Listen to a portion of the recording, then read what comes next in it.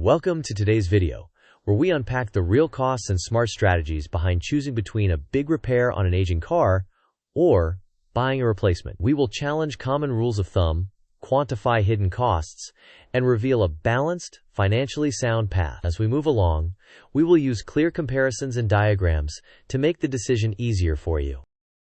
Before we dive in, this video is for education only, not individualized financial or legal advice. Your circumstances, credit profile, local market, and vehicle condition may differ. Please consult a trusted professional before making any major financial decisions. Here is our roadmap for today. First, we will frame the dilemma. Next, we will question the Fix-It Fallacy and understand the reliability tax. Then, we will cover hidden costs like insurance, maintenance, and building a risk buffer. After that, we will explore the middle ground of buying a 5 to 10-year-old vehicle. We will then compare paying cash versus financing. Subsequently, we will show you how to shop smart with inspections and clean titles. We will finish with budgeting best practices and a couple of quick quizzes to reinforce the concepts. Let's set the stage. Your high-mileage car needs $2,000 in essential work, like brakes, suspension, or gasket leaks. The standard advice says that repair always wins because it is cheaper than buying another car. However, the real question is how long those repairs will keep the car reliable and what the next breakdown will cost. To answer that, we will examine risk and total cost of ownership rather than just today's bill. The Fix-It Fallacy is assuming that a repair is automatically cheaper.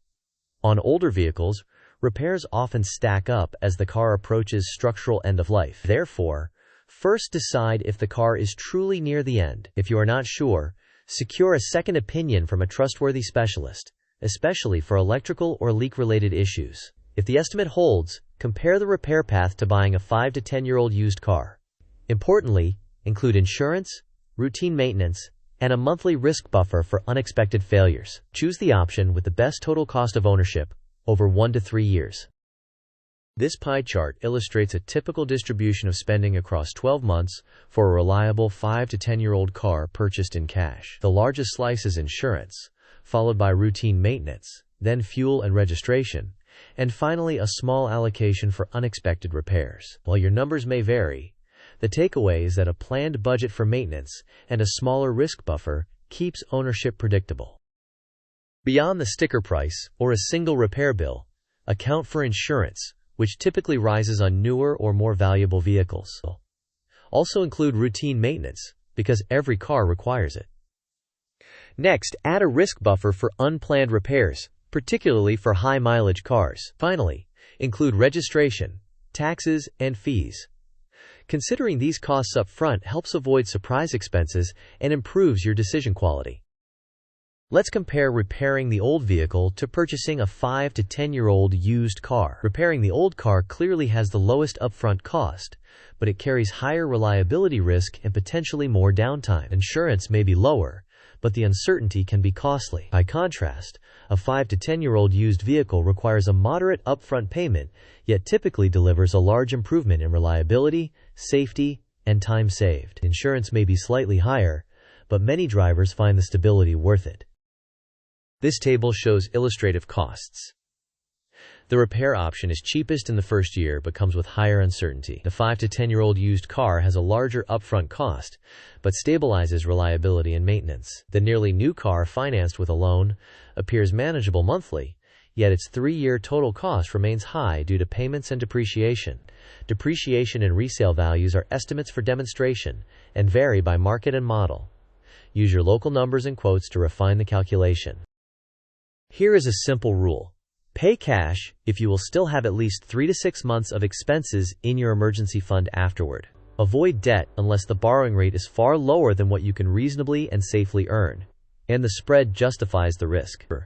For many young professionals, eliminating payments frees cash flow for investing and provides flexibility. In short, choose financial freedom over monthly payments unless the math is clearly in your favor. Question 1. When does paying cash for a car make the most sense? Option A, when it empties your emergency fund but avoids interest. Option B, when the loan interest rate is higher than your safe expected return and you still keep a 3 to 6 month emergency fund. Option C, when a dealer offers a rebate for financing. Option D, when you want to build credit quickly. You may pause the video now to think about the answer. We will discuss the answer in the next section of the video.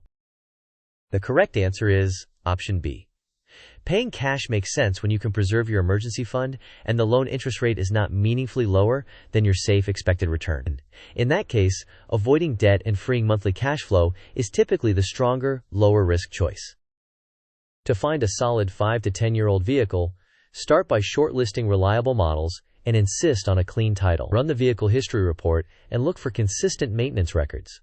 Always obtain a pre-purchase inspection from an independent specialist, not the seller. Avoid any car with flood, salvage, or major accident history.